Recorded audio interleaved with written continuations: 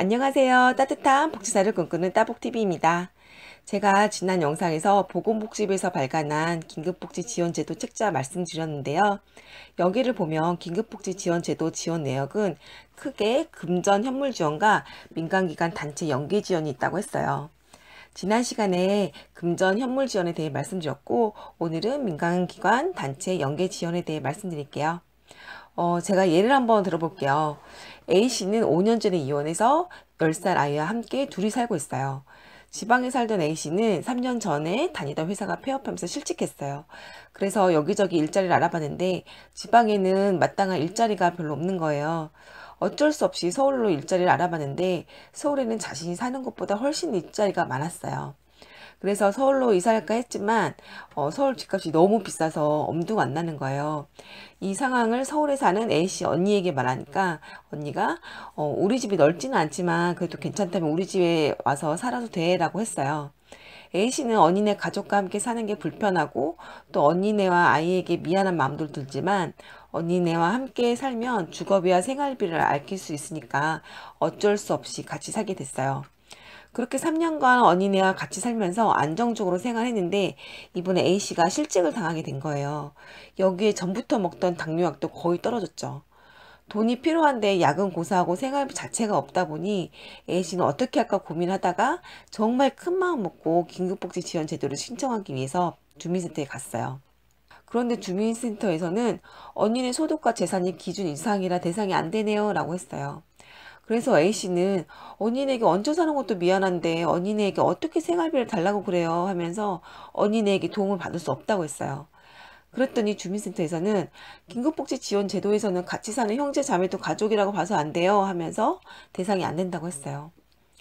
참고로 말씀드리면 국민기초생활보장제도에서는 결혼한 형제 자매 집에 사는 경우 같이 살아도 따로 산다고 보는 별도 가구이지만 긴급복지지원제도에서는 형제 자매와 같이 살며 그냥 한 가족으로 봐요.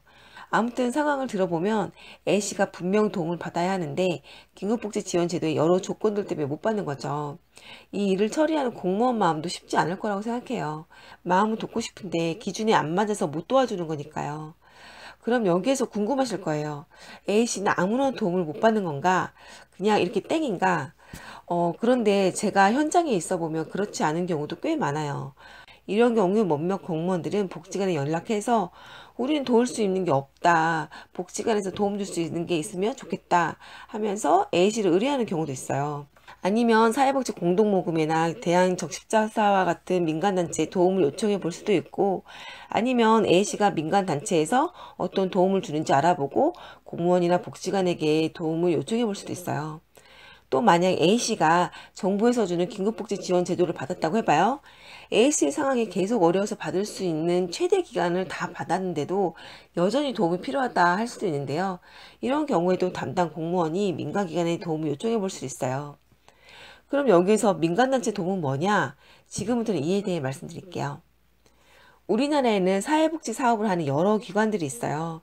여기에는 사회복지 공동모금회, 대한적십사사, 아름다운 재단 이렇게만 나와 있는데요. 우리가 그동안 많이 들어왔던 월드비전이나 굿네이버스, 초록우산과 같은 비영리 기관뿐만 아니라 영리 기관에서도 사회복지 사업을 하는 곳이 많아요. 그럼 어떤 걸 지원해 주냐? 이건 지원해 주는 기관이나 사업마다 달라서 제가 딱 뭐라고 말씀드릴 수가 없어요. 어떤 곳은 18세 이하, 또 다른 곳은 24세 이하 아이가 있어야 도와주는 곳도 있고 어떤 곳은 장애인, 희귀나 질병, 다문화 가족에게만 지원하는 곳도 있고 장래희망이 있는 아이에게만 지원해 주는 곳도 있고 그러거든요. 지원해주는 내역도 생활비, 의료비, 주거비, 장학금, 공과금, 심리치료비 등을 지원해주는 현금 지원도 있지만 교육, 복지, 연구, 여행, 보험, 후원품처럼 서비스나 물품을 지원해주는 경우도 많아요. 그럼 이 많은 정보를 어떻게 알 수 있냐? 제가 복지관에서 근무할 때는 한국사회복지관 협회 사이트를 많이 이용했어요.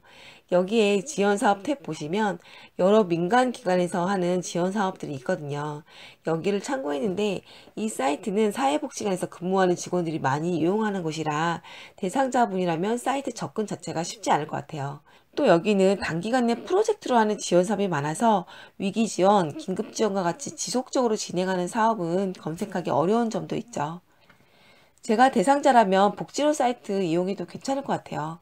복지로 홈페이지 접속하시면 이런 화면이 나오는데요. 여기에서 복지 서비스 탭을 클릭하면 민간복지 서비스라는 게 떠요. 그럼 여러 기관에서 하는 다양한 사회복지 서비스를 알아볼 수 있어요. 여기에서 여러 사업들이 있는 거 보이시죠? 여기에서 자신의 상황에 맞는 것을 선택하시면 돼요. 아까 A씨 사례를 보면 지금 당장 생활비가 부족한 위기 상황이죠.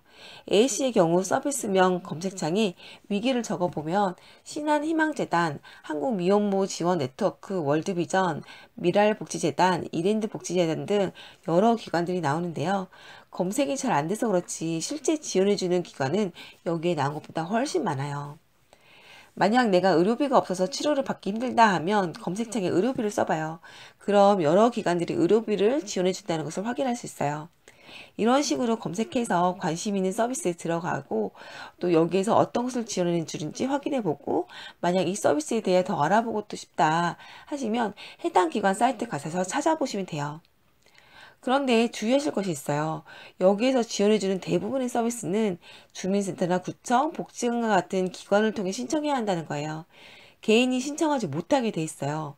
정부에서 주는 서비스에 대해 물어보기도 힘든데 어떻게 민간기관에서 주는 서비스를 해달라고 하냐. 복지관이 어디 있는지도 모르는데 어떻게 처음 가서 도와달라고 하냐 그러실 수도 있는데요. 민간기관에서 나온 자료를 보면 이렇게 신청하는 경우도 의외로 있어요. 그러니까 이런 서비스가 필요하신 분들은 한번 문의해 보시고요. 오늘은 민간기관에서 시행하는 복지 서비스는 어떤 것들이 있는지 말씀드렸어요. 정부에서 주는 여러 혜택을 못 받는 분들 혹은 정부에서 주는 혜택을 받았는데도 더 도움이 필요한 분들에게 도움이 되었으면 좋겠네요. 그럼 오늘 여기까지 할게요. 오늘은 이만 안녕.